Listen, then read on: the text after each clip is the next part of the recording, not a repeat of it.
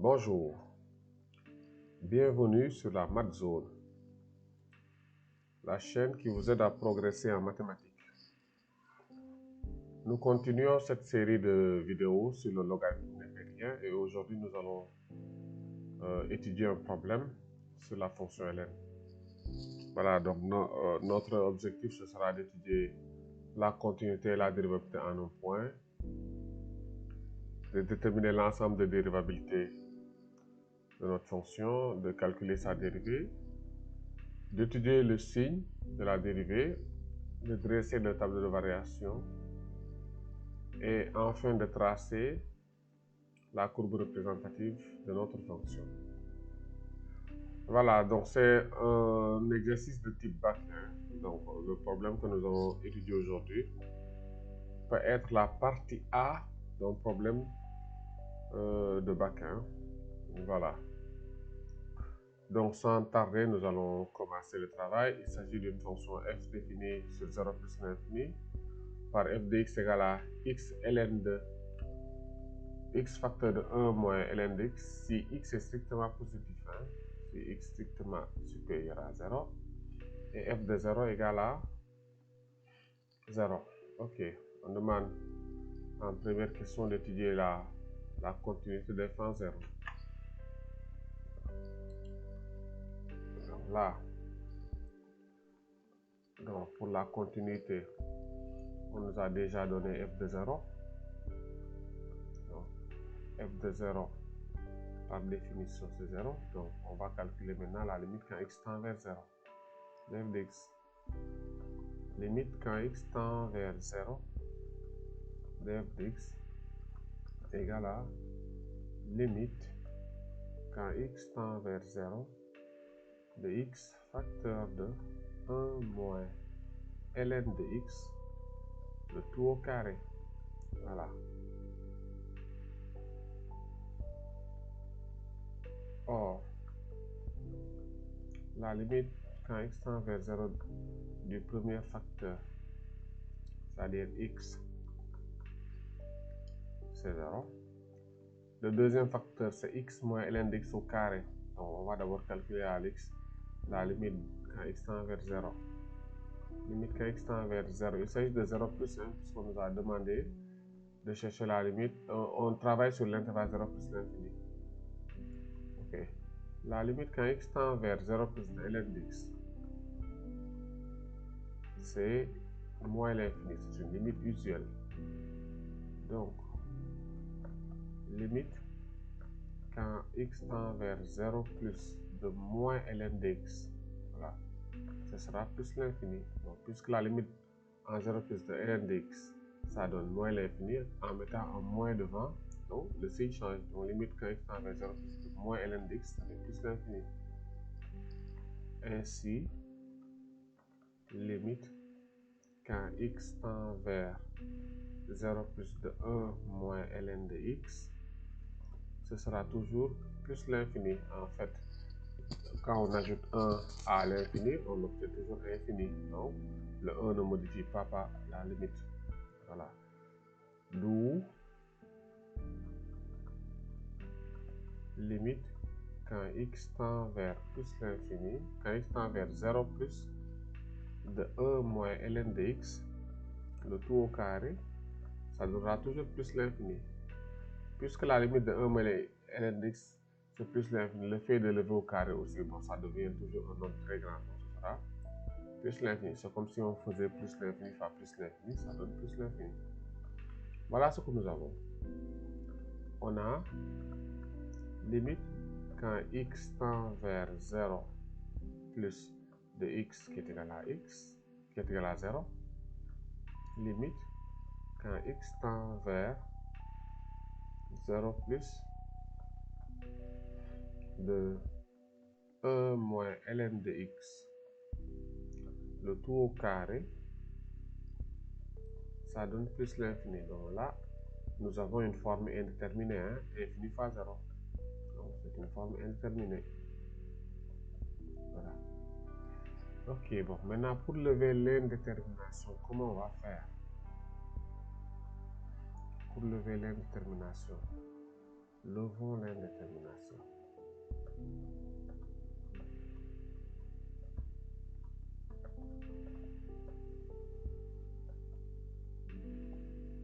Ok. Qu'est-ce qu'on va faire? Limite, quand x tend vers 0 plus de f de x, c'est limite quand x tend vers 0 plus de x facteur de 1 moins ln de x le tout au carré. Voilà donc notre facteur x, le facteur x que nous avons ici, nous allons l'écrire comme une puissance, comme un carré. Donc, puisqu'on est en 0 plus, x est positif, hein, donc on peut tout simplement dire que c'est égal à la limite quand x tend vers 0 plus de racine de x au carré, facteur de 1 moins ln de x au carré. Voilà. Donc là, la justification est là. X est strictement positif, donc on peut bel et bien dire que racine de x au carré, c'est égal à x. Voilà donc, là on a remplacé x par racine de x au carré. Du coup, on peut regrouper sous une seule puissance, donc ça nous donnera racine de x, donc racine de x facteur de 1 moins ln de x le tout au carré. Okay. On développe, ça me donne limite quand x tend vers 0 plus de racine carrée de x moins racine carrée de x ln de x. Voilà, le tout au carré. Voilà. Or, limite quand x tend vers 0 plus de racine carrée de x égale à 0. Et limite quand x tend vers 0 plus de racine de x ln de x, là aussi c'est 0. Voilà. C'est aussi une limite usuelle, hein? Voilà, bon. La limite usuelle, bon, si nous rappelons la limite usuelle, qu'est-ce qu'elle dit? Limite quand x tend vers 0, 0 plus de x exposant alpha ln de x, c'est 0, quel que soit alpha un réel positif. Donc si on pose alpha égale à 1 demi, on a limite quand x tend vers 0 plus de x à la puissance 1 demi ln de x qui est égal à 0. Mais x à la puissance 1 demi, c'est racine carrée de x. Donc ce qui nous donne limite quand x tend vers 0 plus de racine carrée de ln de x égale à 0. C'est la propriété que nous avons utilisée pour dire que limite en 0 plus de racine d'x ln de x égale à 0. Donc, si nous faisons la somme, limite quand x tend vers 0 plus de racine de x moins racine de x ln de x, donc là 0 moins 0 ça fait 0, et en élevant au carré, 0 au carré donnera aussi 0, d'où limite quand x tend vers 0 plus de racine de x moins racine de x ln de x et au carré c'est aussi 0. Voilà. Ainsi, limite quand x tend vers 0 plus de f de x égale à 0. On va conclure. On a limite quand x tend vers 0 plus de f de x, c'est égal à 0, et 0 c'est f de 0.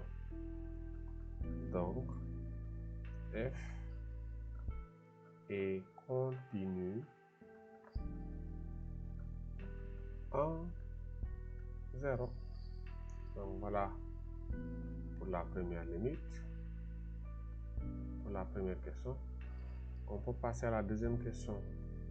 La deuxième question demande d'étudier la dérivabilité de f en 0 et d'interpréter géométriquement le résultat. Donc là, pour étudier une dérivabilité en 0, donc on va calculer la limite. Quand x tend vers 0, c'est une limite à droite, hein, de f de x moins f de 0 sur x, c'est limite quand x tend vers 0, on va préciser 0 plus, de f de x, c'est x facteur de 1 moins ln de x, le tout au carré sur x. Donc, f de 0 c'est 0, égale à la limite quand x tend vers 0 plus, donc de 1 moins ln de x, le tout au carré, donc si on simplifie les x. Voilà. Et là, or, limite, quand x tend vers 0 plus de ln de x, ça fait moins l'infini, ce qui entraîne que limite, quand x tend vers 0 plus, si on met moins devant ln, donc le signe de la limite va changer, ça fait plus l'infini, et 1 est une constante, la 1 plus l'infini, ça ne va pas changer, et le résultat, voilà. Ainsi, limite, quand x tend vers 0 plus de 1 moins ln de x, c'est plus l'infini. Et si on élève au carré, plus l'infini au carré aussi donnera plus l'infini. D'où limite, quand x tend vers 0 plus de 1 moins ln de x, le tout au carré égale à plus l'infini. On va conclure. On a limite, quand x tend vers 0 plus de f de x moins f de 0 sur x moins 0 est égal à plus l'infini. Voilà. La limite n'est pas finie, donc on dit que f n'est pas dérivable. Donc, f n'est pas dérivable en 0. Maintenant, l'interprétation géométrique. Donc, quand la limite du taux de variation est infinie, on dit qu'on a une demi-tangente verticale. Interprétation géométrique.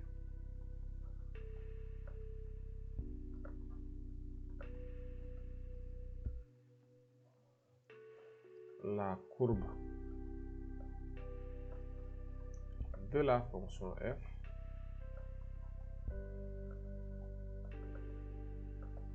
admet une demi-tangente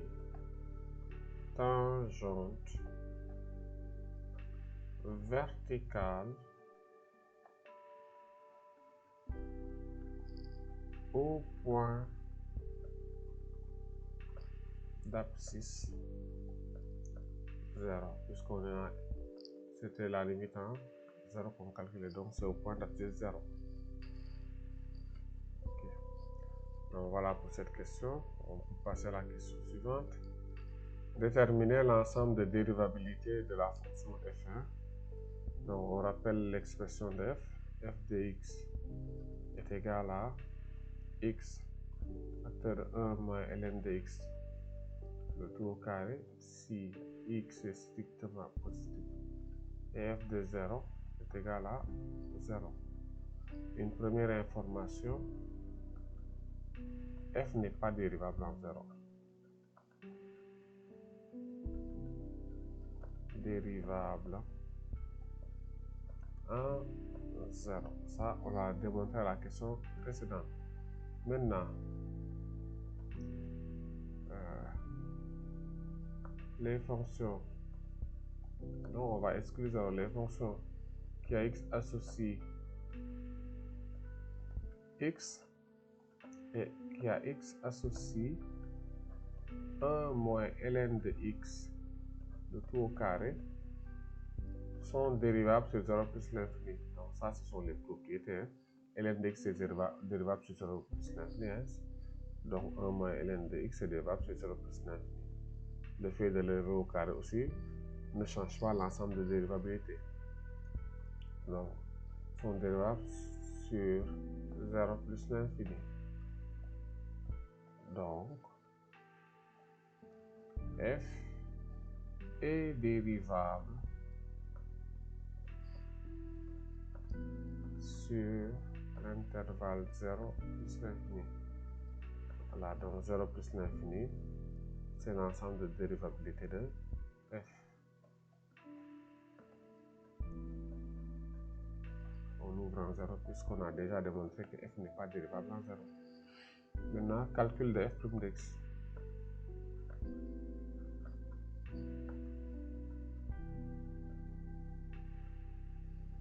Donc là, on pose u de x égale à x et v de x est égal à 1 moins ln de x de tout au carré.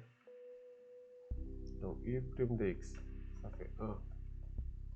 Et v' de x, attention à la dérivée de v. On rappelle une propriété, la dérivée de u exposant n, c'est quoi?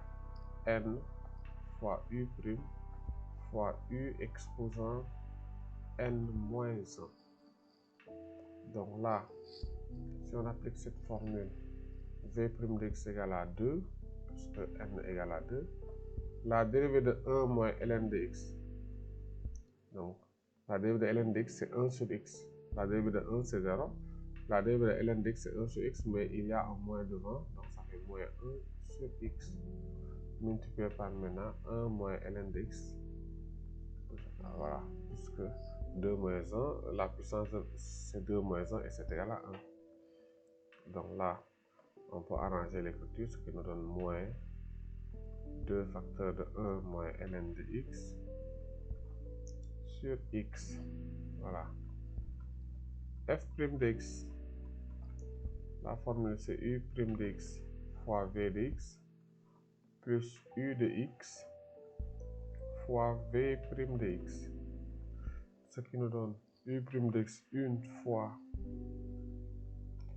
1 moins ln de x de tout au carré moins, donc plus x fois v' de x 1 moins ln de x sur x. Voilà. Donc ce qui nous donne f' de x est égal à 1 moins ln de x de tout au carré moins, donc là pour le deuxième terme, si on simplifie par x, on va se retrouver avec 2 moins 2 facteur de 1 moins ln de x. On a un facteur commun, c'est 1 moins ln de x, donc ça fait 1 moins ln de x crochet 1 moins ln de x moins 2, ce qui nous donne 1 moins ln de x facteur de moins 1 moins ln de x. Donc voilà notre fonction dérivée. f' de x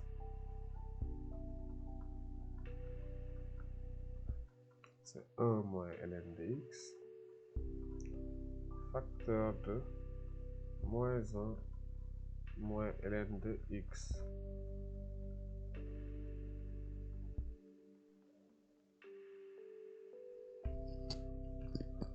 Donc, voilà pour cette question.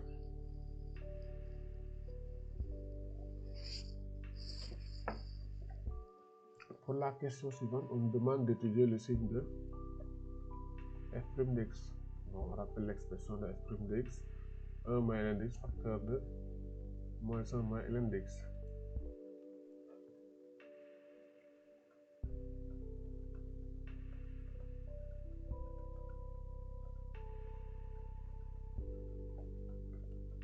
Moins ln de x. Voilà. On pose 1 moins ln de x strictement positif. Donc cela veut dire que moins ln de x est supérieur à moins 1, ln de x inférieur à 1. Donc ce qui nous donne x supérieur à 0 et x inférieur à e. Parce que ln de 1 c'est e. Parce que ln de e c'est 1 du moins. De l'autre côté, moins 1 moins ln de x supérieur à 0. Donc on est en train de chercher sur quel intervalle moins 1 moins ln de x est positif. Donc cela entraîne que moins ln de x inférieur à supérieur à 1, ln de x inférieur à moins 1. Donc là, qu'est-ce que ça nous donne? Ln de x. Bon, moins 1, c'est ln de e à la puissance moins 1. Donc ce qui nous donne x doit être positif et x doit être inférieur à moins 1. Voilà. Donc maintenant, pour ceux qui ont quelques difficultés sur les inéquations avec ln, il faut vous référer à la vidéo précédente sur les équations, inéquations et systèmes avec le logarithme newtonien.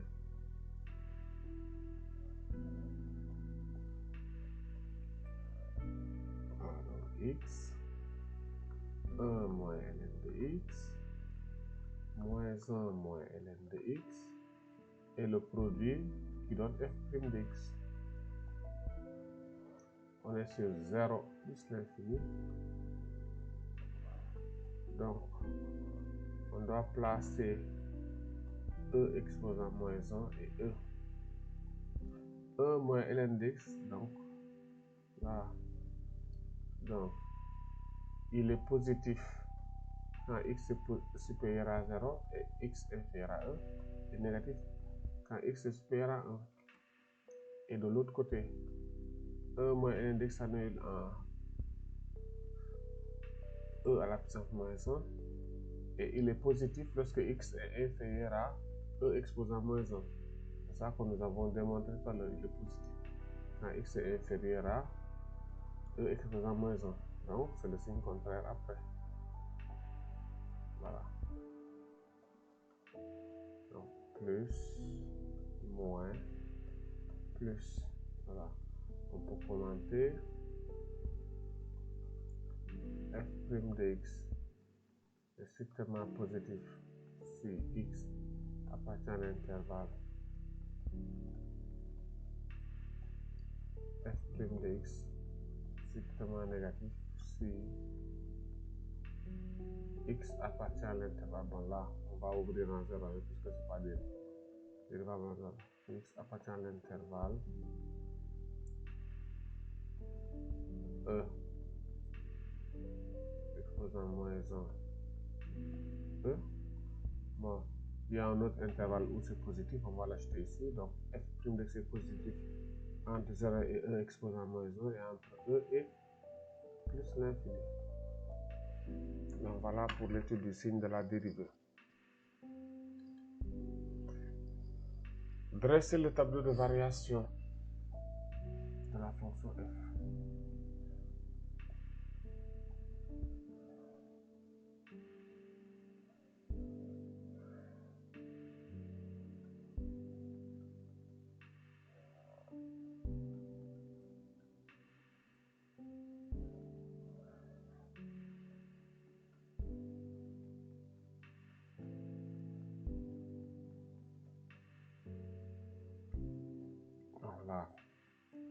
On reproduit le tableau de signes de tout à l'heure. F était positif entre 0 et E exposant moins 1 et entre E et plus l'infini, et négatif entre E exposant moins 1 et E. Voilà, donc ça veut dire que la fonction est d'abord croissante, puis décroissante, puis croissante. Voilà. F de 0. F de 0, c'est une information, on nous a donné ça. Donc, F de E exposant moins 1, il faut qu'on calcule. C'est E exposant moins 1, facteur de 1 moins ln de E exposant moins 1, le tout au carré. Donc, ça fait E exposant moins 1, facteur de 1, donc ça devient plus 1. ln de E exposant moins 1, ça fait moins 1. Mais avec le moins devant, ça devient plus 1. Donc, ça me donne 4 exposant moins 1. F de E,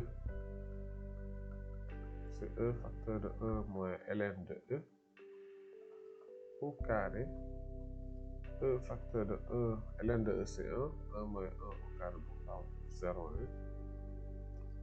La limite en plus l'infini.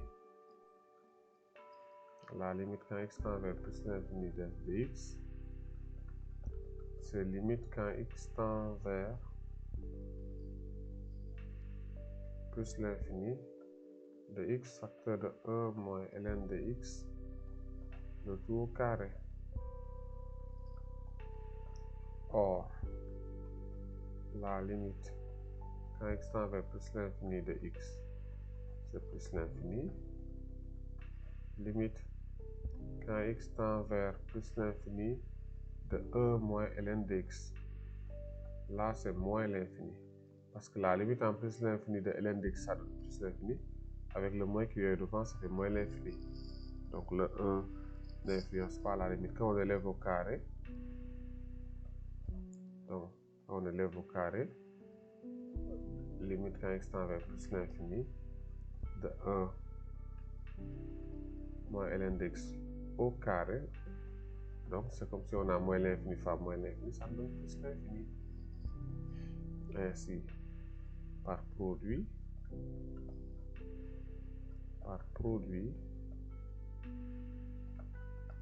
limite quand x tend vers plus l'infini de x facteur de 1 moins ln de x, le tout au carré, ça fait plus l'infini. Voilà le tableau de variation de notre fonction. Ok, dernière question, on nous demande maintenant de tracer la fonction de f. On va donc tracer la courbe de la fonction f. Voilà, j'ai pris la peine de reprendre le tableau de variation et aussi de tracer les axes. Voilà. Si nous exploitons le tableau de variation, donc nous voyons que la courbe quitte le point de coordonnée 0, 0. Bon, le point de coordonnée 0, 0, c'est l'origine du repère. Au point d'abscisse E exposant moins 1, nous avons un extrémum puisque la dérivée s'annule en changeant de signe. Donc, c'est-à-dire c'est le point de coordonnée E exposant moins 1, 4 exposant moins 1. Donc là, nous avons une tangente horizontale. Ok. On a aussi un autre extrémum, mais au point d'abscisse E. Donc, c'est-à-dire le point de coordonnée E0. Le point de coordonnée E0, il est là. Donc, on trace une tangente horizontale puisque la dérivée s'annule l'échange de signe. Voilà. Il nous manque une information. La limite en plus l'infini, c'est plus l'infini. Mais on ne connaît pas la nature de la branche infinie. Donc, qu'est-ce qu'on va faire? On va calculer la limite de f de x sur x. Limite quand x tend vers plus l'infini de f de x sur x, c'est limite quand x tend vers plus l'infini de x facteur de 1 moins ln de x, le tout au carré sur x. égale à la limite, quand x tend vers plus l'infini, de 1 moins ln de x au carré. Et ça, nous savons que c'est plus l'infini. Dans l'étude que nous avons fait tout à l'heure, nous avions déjà déterminé cette limite. Donc, CF admet une branche parabolique de direction OX. Une branche parabolique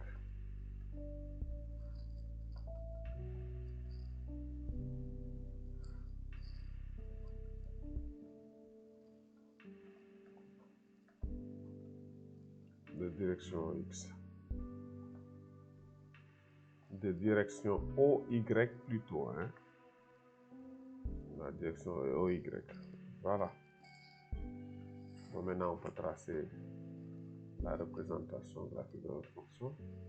Donc, la courbe quitte le point de coordonnées 0, 0 pour rejoindre le point de coordonnées E exposant moins 1, 4 exposant moins 1. Ensuite, on va au point d'abscisse E, au point d'abscisse E. Voilà. Et maintenant, notre branchement est de direction OY, donc on prend la courbe à croître en ayant une tendance qui semble parallèle à l'axe des ordonnées. Ok, voilà la représentation graphique de notre fonction f.